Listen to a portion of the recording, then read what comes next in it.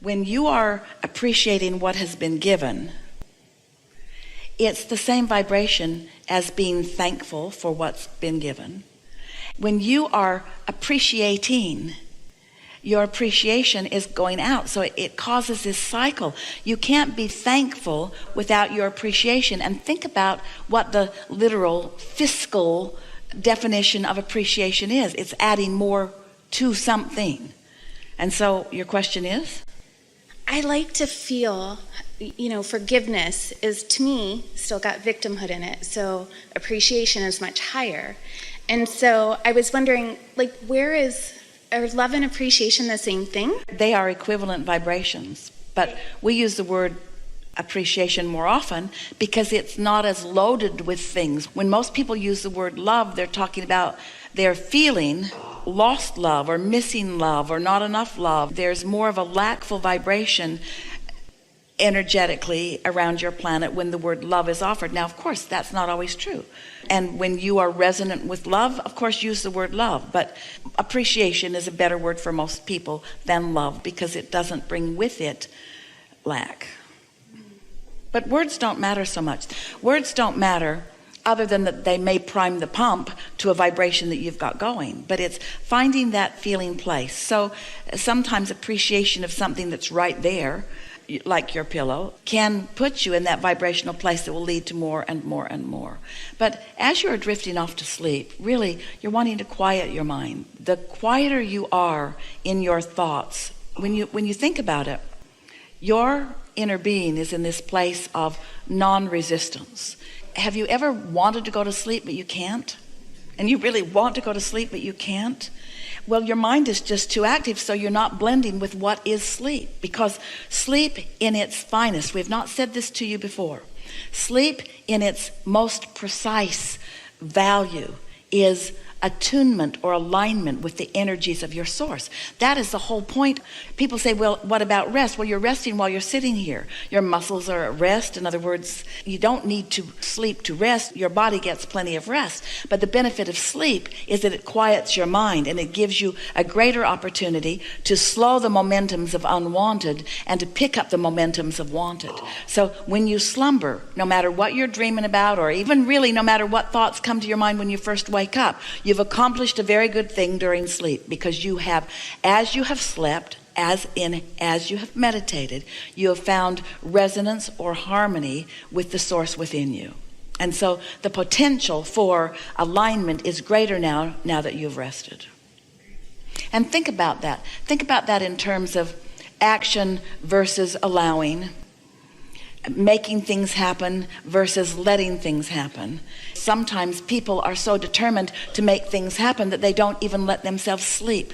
They don't do the thing that is most conducive to connecting to the power that is who they are. We're not talking about long sleeps. We're not saying you need this much sleep. We're saying just allow yourself that time of alignment so that who you really are can step forward in the day with you.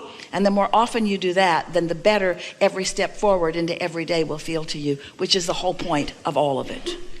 Not one of you didn't come here to get stuff done, or to fix stuff that is broken, or to change the world, or to modify the world, or even to figure out what's right and wrong in the world.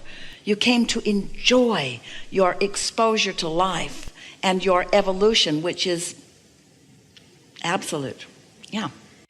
I had another thought. Sometimes I'm feeling aligned, and I will jump to quickly do something, and I would consider sometimes that's an impulse. If I'm not as grounded, if I'm really happy and excited, I'll say, yeah, I'll do that too. Well, you'll get better and better at knowing what satisfaction really is, because a lot of impulses come from pure alignment.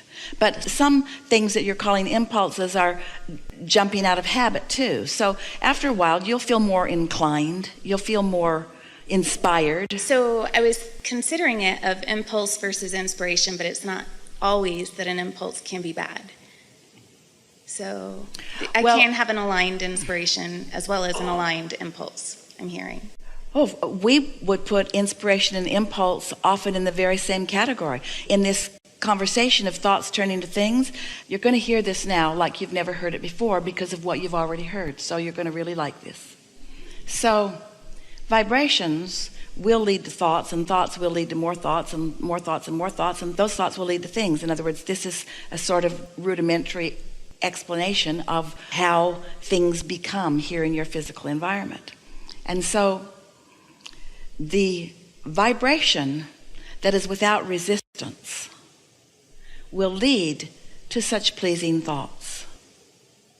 A vibration that is without resistance must lead to pleasing thoughts. So if the root of the thought that you're thinking now is a vibration with non-resistance, then you're off on a really good foot. Did you follow that? Therefore, if you have meditated into non-resistance, and now there's a vibration that's not discernible. In other words, you can't think vibrations until they get some momentum going. So when you meditate, you allow enough momentum of the vibration to get going that you allow that vibration to turn to a thought. Did you see how that went? You didn't pick up some thought that somebody else had been thinking about that was maybe off course or on course. In other words, you weren't influenced by another thought through conversation, sort of like what's going on here. You allowed the very depth of who you are, the very source of who you are, the very soul of who you are, the very love of who you are, because you meditated and quieted your thought, you allowed that vibration to come into focus. So when the thought came, it felt satisfying.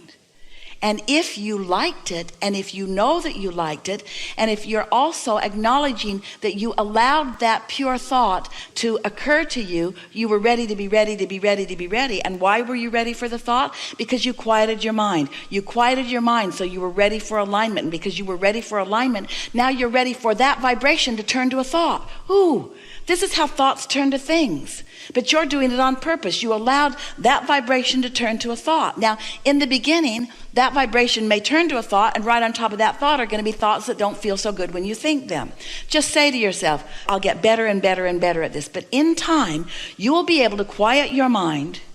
You don't even have to go into a meditative trance. You'll just be able to hold yourself in that place where you center yourself. It's like starting at the beginning. It's like building a foundation of a skyscraper that's not stable, and no matter how much you try to stabilize it as you get it up there, in other words, you're trying to retrofit it and make it better and better, if the foundation is not stable, it's going to topple over in a little while. And the foundation of everything that you are about is your connection to source energy, and meditation is the path to that. And so thoughts turning to things, thoughts turning to things, thoughts turning to things, thoughts turning to things. But before thoughts turn to things, vibrations must turn to thoughts. So how are you going to get a good basic thought? How are you going to start with a really good thought? Start with vibration. Start with no thought, and do it every day, and feel the satisfying qualities of it. Feel it. Feel what it feels like to have non-thought, and feel what it feels like to feel your body sort of swooning in this energy of well-being. And there's not a thought in your mind, but you can just feel well-being. It's not thought. You're not thinking about anything. You're not thinking about your body. You're just feeling the satisfaction of this non-thought. And as you allow yourself to stay there long enough, that non-thought, that vibration that now is being allowed by you to gain positive momentum, because you're not crippling it with a contradictory thought, now it gets enough momentum that you think a thought, a satisfying thought. Sometimes that satisfying thought bursts into your mind and you feel like impulsively doing something about it. That's okay, do it. You'll feel more and more of that as you allow this. But so many of you start with a problem, a thought about a problem. A thought about a problem to which you want a solution. But in the activation of the problem, you're not ready for the solution. You want to jump right over there to the solution. Take me there to the solution. I'll know it when I see it. No, you won't.